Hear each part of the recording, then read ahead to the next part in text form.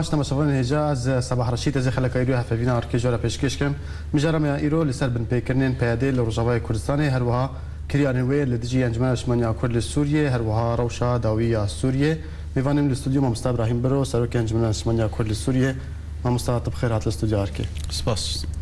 دست پیک داز دخوازم لسر ایریشا چکدارین پیاده چکدار و علیگرین وی یا دوه لسر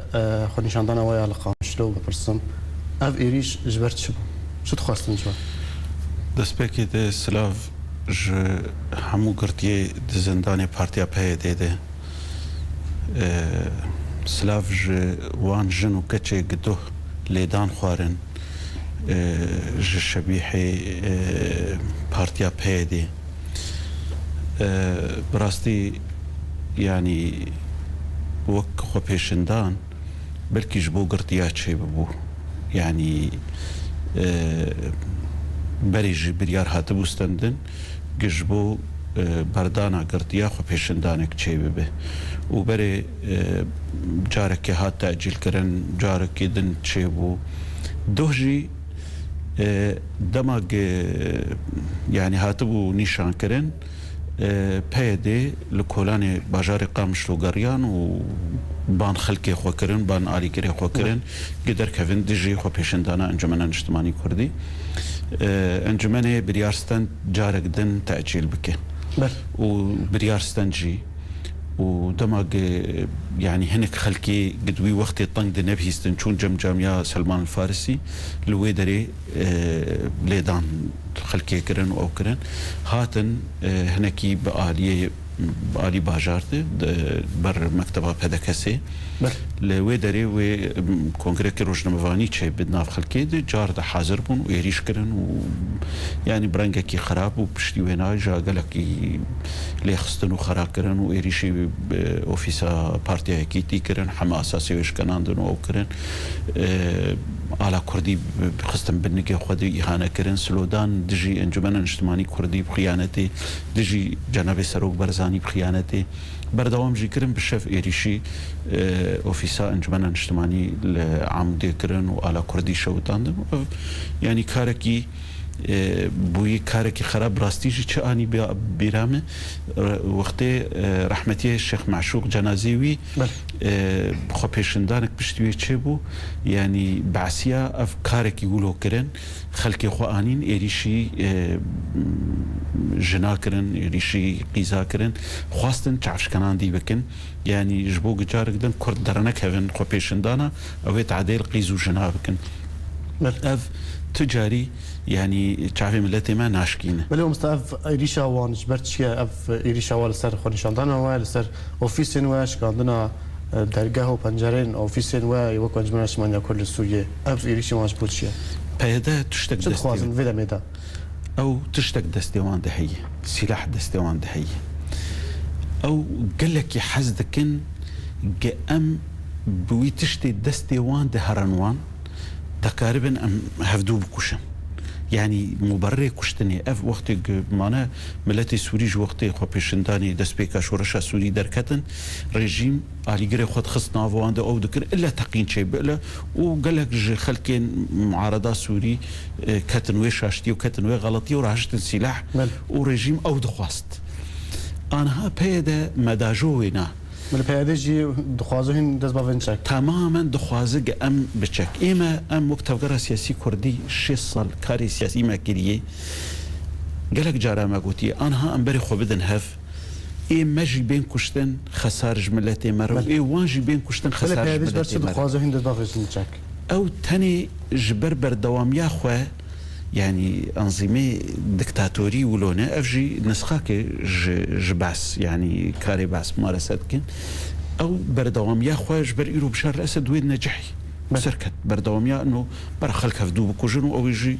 دسلات بو أو بي أنا بهيدا خوازوي سياسة ناف كردات حرق زعيف دبي حرق قلسبونك تيت شي دبي دخوازي يعني بري خو بده انجماني فشل خو تيخستي انجماني دي انجمان كاركي سياسي دكي كاركي جماوري دكي أو دزانن جي ملتي كردي سوري نبوان رأيه يعني شقاس خلق دركتن دربه شقاس خلق كتن بنت عداي خلقك مجبور دبي جب وضع آبوري لتفيولوجي يعني أسكارم نمونه بيجم يعني احترام مش شهيداره لي وقت جنازة پیشمرگا کی درباز دبه بده هزاره ملت وقت جحر باجارکی دردکوی پیشاوی جنازه شهید پیدا مرنا خوتي دبينه اف دكتاتوريتا و اف تشكي و تشتيوي خلق نزيكي وينابن خلق نبيران خلق دجويت ساكنن خلق هستي قوي نتوي كرديره بدوزا خوي نتوي كرديره هاتني جريدان ايجاري افان كاري دندكي اما يعني از وي بهوري دمه شخومي بردوام بكن وك انجمن بل مستا پیادین هات بیشه دزگین سر دزگین خوی راگهاندنید بیشه ما ایریشی و نکریه آسایش ایریشی خونشاندن انجمن اشمانی کل سوری نکریه هنگ آریگرین وانن جو خوا ایریشی و کرنه خواستن جبر کوین دجی واسط کرن بگوتنا وا دجی سیاستا پیادینه آریگرین و بخوا ایریشی و کرنه هم سر وی کچت بیشن بجه ام وکو حزب البردنه بپرسن بله او وثائقها نسورت جهنه وافخل كيغ انين ما دوجي لسراغ هاندني قلت انا جارد دوباره بيجن ام هيفي دكن ملتي من نكفي في شاشتيا بايدي بسريوانت كي او خورت وجن وقيزه قدوه اني بون لاليغري انجمني دخستن ام بهيفين مالباتي وان نهيلن جارك دوي كاري بكن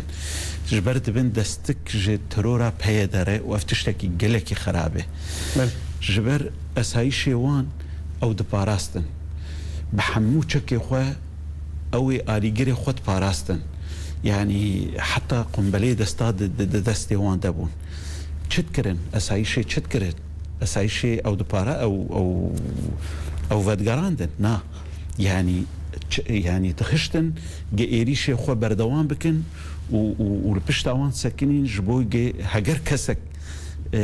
يعني لهمبر وان بسكنيجي كهربن وان بباريزن ونهل كس نيزيكي وان ببه اف تاني دخوازن يعني خلقك كي قانع بكن انه ملت فينا قبولناك وامزان او قش او دزقه وانن او غناء افسازي شخور تشيكرنه وجارك بالنافي يعني اهانا شهيدات كن قبيجن ولا مالباتي شهيداني يان انه نري جنيني يان انه نري خورطان برينا هاجي ما نبنافي مالباتي شهيده يعني تحريض لسر كشتنا قالك سر كردايتي انجمني كرن يعني افلي استكانا قالك جارا درباس بو يبوانره بله مستا از باورم چند کس د خونشاندن و دا بریندار بون هن سر روشوا چه زانن چند کس هجماره و وكب زانن دوه بيش كس برن مستشفياتا بريني وان اي كفرا ودارابون بله يعني بريني سلاح تنابون روشوان يعني ناو روشا قلكي خرابو يعني برينيوان هناك ارتبون او يعني هاتبون ايشاندن جبر قلك لي خصتن خوارن يعني چند كسا جدر سري خو قلك خوارن اللي بجم سلامتين روشا بله هن اوكو انجمن سيمانيا كل سوريا بيشتي في خونشاندان هن تشبكن خونشاندان الوي دي هنا يعني چكاري هن بكن امي خو نشاندانا برفرحتر بكن لهون درجي والدرفجي وامد زانن يعني او جفي دترسن بهتر وكما جو ايوان او ارحت للجموان سلاحه جي امشاري حفدو كن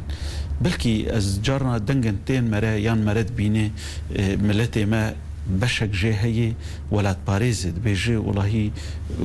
يعني هون الهف بكن هون نزيكي هف بن هون او بكن افانا تو خيرات انا هالبيشيما نهشتنه يان دفي ام وكوان بكن ام بشر بري خو بدن هف وفاك هاريستك مزنج بو ملتي ما خورتر سلاحي خورتر دستي ما دي ام دسفالا بري خو بدن وان ام دسفالا بري خو بدن وان زنداني وان مبداوي ناينه ولي خصنا واجي مبداوينا وتملت بزنداني وبلي خصني وكشتني جي داوينا هاتيه يعني دوزا ملتا بسركهفه يعني ايرو ادارك شاش دجي برجوانديه ملتي كرد لسر كردا هاتي فرد كرم بقوتها سلاح او اداره هان تهرفان وبهرفاندن جبرت روابونا وي تشرعيتا وي دناف ملتي كرد تناي بل مستبشتي فيبو ياري وكونجمان سمنيا كرد السوري وتني داخل يعني يقدر خص اف داخل يعني ما بس توجي شيء من شجد خازن افدا خویانی دکه حمو دولت دنیای لینا نارنگ دا خویانی که در دکه و در باست به ام بردوام یعنی ممارسات پیاده و چکداری وی دکهین دنیای تفدی و اوایا تأثیر کی مزن تکرن گه ایرو او کسی یعنی هنه کی دبینن گه پیاده هرمک آوا کریه یا تشتک جبو کردا کریه دوی هر کس دنیای زانبه به تایبت کردستانی زانبه ام هر جاره که جید خوازن دنگ خوب بگینن ملت کرد لحر چار پرچه کردستانی و به تایبت تفکر سیاسی کردی لحر چار پرچه کردستانی تشتاق پیاده دکی جیتیا ملت کرد لسوریه دکی کردستان سوری والا دکی دیموغرافیا وی دکاره امی جی بوی کاری خوی سیاسی بوی کاری خوی چالاکی سیویل به براگ هاندنی به بیاناتا امی دنگی خوب بگین هر کسکی و امی بردوام جی بکن او چه قاسی بکن نکن جی امی خیارا ام هرن وچه هف امی بهلن آحری داوی ولی ما مستهنه قالیه کردستانی هنه لسر وان کریارین پیاده گوه خواه دگرن او جبرت چیه او گوه گرت ناوانه ما خابن او مسألة واني سياسيين يعني هناكي ما برينا هاجي كونغرس روجنا واني جي قلت بري سيمها ما خواست ام حمو آلين كردستاني بينن ام لهفرونهم بس ام جوار بيجن انه كرياري بهيدي چنه چد كان بسري ملتي كرد ما خابن يعني ناكيتين اجتمان غوران تفقرا غوران بلي نخواستن قهدار نخواستن قهدار بكن لا برسفنا ما خواست جواره تاني ام ديتنا كي بنافي انجماني بوان بكن بله وام سر كرياري بهيدي هنا كي باخفن گوه قرت بله مثلا نها اوروبا شپیلا پیشروجا کرد سوریه خو نشاندانک لدار خستیه جبرت شو خو نشاندان نبناوي انا كسيه بناوي شپیلیا بشون نبواران لگور از زانم يعني شخوا چه کارک بکرم باشه يعني چه کارک چه چالاکی بکرن ج فتحه وان كرياري قتين كرن ر جبو قرتيا بي يان جبو كرياري اداري بتوايب باشه از وقت اقدار ومنو نارتيا انجماني لوي داري از اخفيم قوتن ما تخص جولو خرتر به برفرهتر به يعني خلاف لسر هجماري بو سر بربوني بو جبر لأوروبا يعني حطات قارب كاركي برفره بك هناكي وقت جردوي هناك امكانات جردوين بهتر بلكي لسر وينا بو خلافاوان ملي هناك قاليد بيجن شبيلا بيشروجا كرد لسوريا خواستيه كو خو نشاندان اوان دبنا في ناجبو بتشكرنا يا بجيبه وهنجي لسر فيكي ناراضي بون قالوا تشت حتى شخاصي راستا وهن لسر بتشكرنا يا بجيج علي امريكا باتشد بيجن از نزانم او چیروک جبو خو پیشندانی من نولود زانم جبرتنی خلاف سر امكاناته وفرهبونه او يبو لسر چكرناوي نچكرناوي ملحر دري جوتي ام كرت تفدجي لدجي داعش شركي باش بيك هاتي يعني لكردستان سوريا جي كردستان باشورجي لي پیاده وان آلیکاریا امریکی یان اوروپی گجبو شر داعش دخه برجواندی خود و لدجی ملت کرد بکارتینه بگو من ام دجی وینه یعنی پیاده و در فتحان گرک آنها تشتكي كردي قلكي مزن هات باكرن يعني بيدا بيج برجواندي كردي هبه بيج الكسكي وغيره بيج بريار كردي هبه يعني بالكويدري بري وان بدن كويدري يعني بيدا بري في ملتي دا ام تفد زانن هاجر بخوازن ام كوباني وعفريني بجين هف ريد جرابلس ري ندمن بجري نكاريبون رينا هادانوان يعني قوات تحالف ريد منبج جرابلس نداون بري وان دان منبج جمنبج قوتن امي هرم بابي او فقراندن بارشي فراتي انا ها مثلا بري وان داني رقا ريا عفريني ند رقا ريو ريا عفريني حد جرابلس ربوها قد كارب هاري يعني بيدا خونا كيد بيني يعني او ابتنا خو دكاربه لسر ده حبلا کار بکێ و کار بە دەوڵەتی دنیای گشتی رازی بکە نەولۆیە ئیرۆ مەسلحاک دووەلی ئەولەویەتێک دووەلی هەیش بۆ شەڕێ داعش ئەم تەف دەپێرانە بەس تەنێ ئەو تێخ مەسەلەی تێخ بەرژەوەندیە خودێ و شریکاتیە خەلکێ تەوی قبول بکێ و تەنێ ji بۆ بخوازێ گە ئەنجمەنا کوردی نەبێ شریک دوێ دەرێدێ ئەو تشتێکی گەلەکی خراپ و ئەو هێویە شریکاتیەژی بڕۆژ لێ جەم مەژی زعیف دەبوو سەرێکی مەستەمە هەر ناوبەرێکی مەجارێکی تەبەگەرن بێت تەماشاوان هێژە ناوبەرێک و جارێک دیێم لەوەتگەرن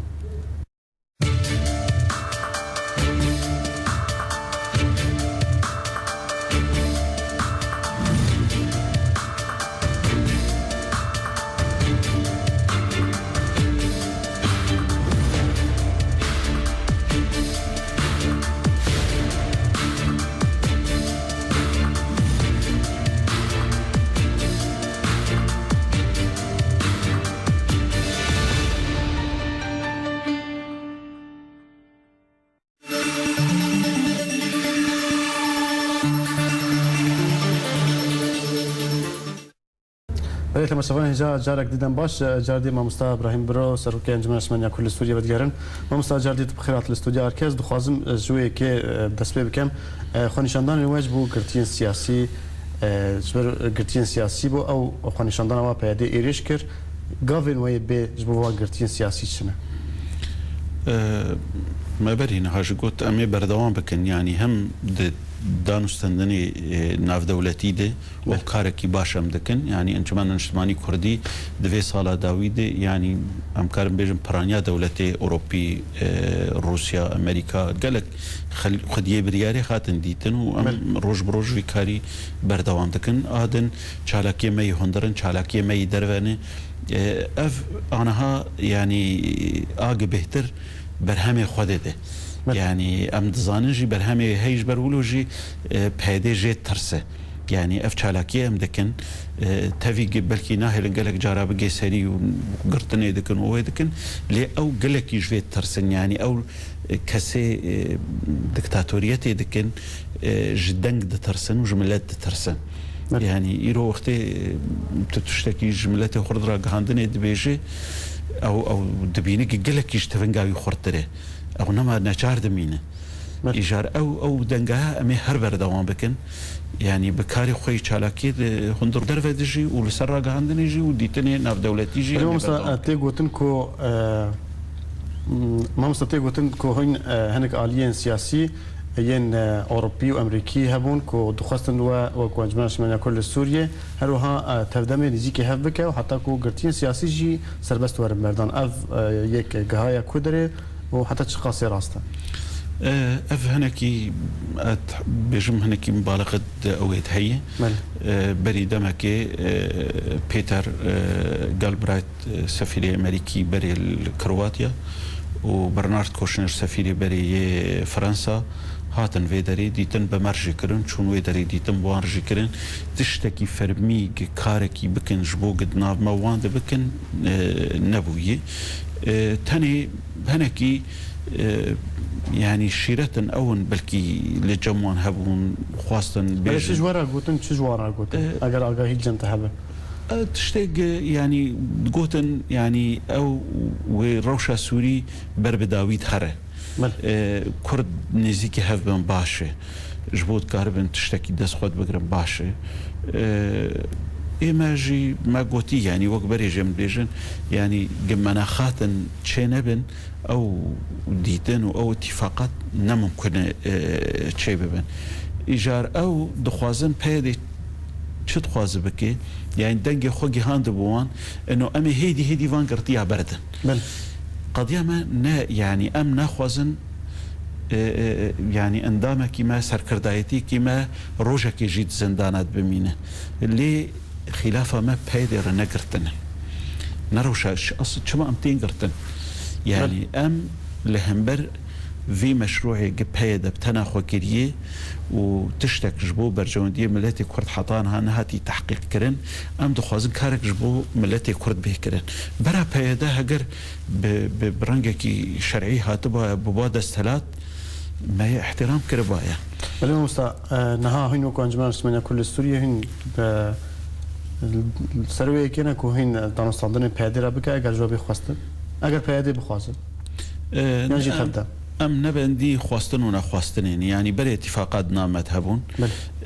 هیویه مش گلکی ضعیفن و ته او هیویه لهفهاتن هبن جیتنانه لی وک دنیای تفدید جی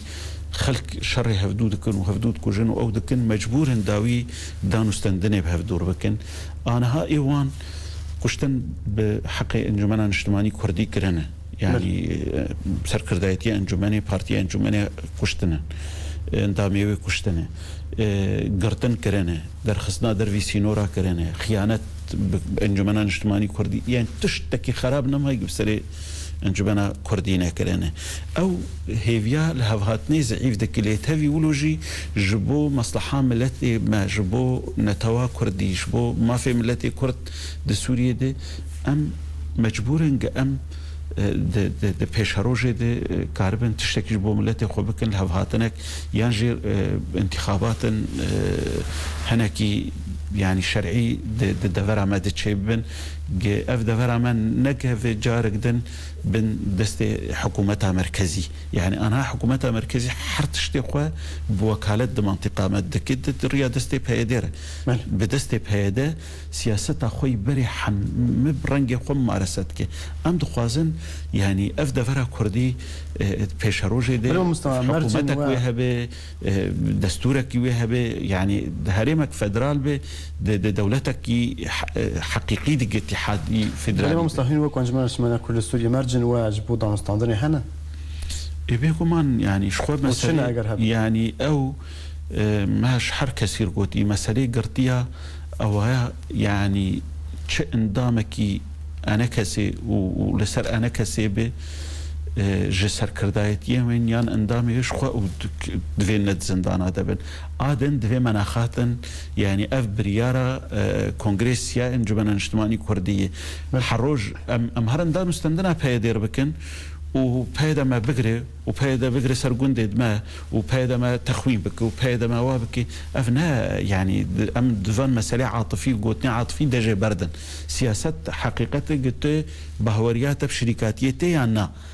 يعني هجر بهوريات بشركاتيتي دفيت خدي بريار بخدي قرار به ما خابن نبهورياهم بشركاتيتي ونخدي قرارا يعني مسي اتفاق بهدور كرني ايجا اتفاق بوهر دكن بريار تشتكي دستوان دتنا بريار لدفرق دنه او بريار دباش برديدي او كسي بر توقيع دكي نا مسؤولي نا اي اسايشي ونا اي باكي ونا اي اداري ونا اي تشتكي اما اتفاقاتها بكردك بلو مستعمل ورن سر روشة حلبين هان لحلبي الشرع هين وكو انجمان اسمنا كل سوريا تشل سر في شريف بيجن روشة سوري بتفاي يعني شركي قلقي دريج هات كرن لي دفي دما داويد إلو دنيا تفد بريوي لشرع حلبي براستي أو يعني بفان روجي داويد دفي فراغة رئاسة أمريكي جي خو بقري يعني روسيا اليكاريا رژیم سوری گلکی کر حلب باجار حلب وگاره يعني كشتنك گلکی مزن حق مدنيات تكرن و دبن حجتا معارضه جي خص شاشتي كده وحتى انا هاجي مسألة معارضه سوريش دسبي كده نزاني بو تشاوا معارضه وارهاب جناف هفدو ترخينه او بو مهناك روسيا بخورتي يعني شركة حلبة بكي وخلكي حلبة يعني شخبصت حزارة بنابربون اللي بده حزارة جهات كشتن وان شل صالي داويدة وتشتي انا هاد فيزفستاني تكرن يعني جريمتك انساني قلكي مزن لحلبة تكرن بل مستنها هروها جبلي حلبة تفرع بابيجي الشر الودريج هي ارتش تركيا باوبوزيسيون السوري به چند گروپ که اپوزیسیون السوري در باسی و دبری بویا انها خوازن دست این سر با به روها هزن بسر پیادی وجد خوازن دست خود این سر هر باجاری رژیم جالیک دی وجی رژیم اساسي دو خوازن و باجاری کنترل بکنه این سر وکی این چیز بیشن سر در باسی ترکیه سر حاولن کنترل کردن بابی يعني إيرود هندري سوري دي قلق علي درباس بونه يعني دسبيك إيراني دسبيك وروسيا وأمريكا وحزب الله وبككي وحشد الشعبي وتركي وتفدي إيرو دي ساحة سوري دانه إيرو روسيا وأمريكا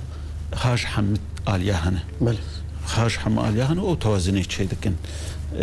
حطات قاربا جي ناهل شري تند دنابرا آليجي اللي تجي داعش